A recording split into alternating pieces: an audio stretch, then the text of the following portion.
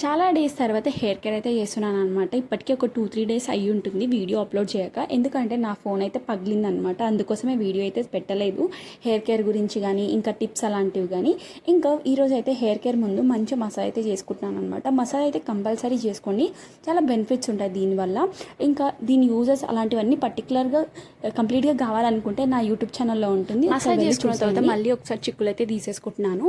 ఇలా హెయిర్కి ఏదైనా సరే ప్యాక్ అప్లై చేసుకునే ముందు మంచి చిక్కులు అయితే తీసేసుకోండి. ఈ రోజు అయితే నేను నా ప్యాక్లోకి హైబిస్కస్ ఫ్లవర్, ఇంకా లీవ్స్, ఇంకా కర్రీ లీవ్స్ అయితే యాడ్ చేసుకుంటున్నాను అనమాట.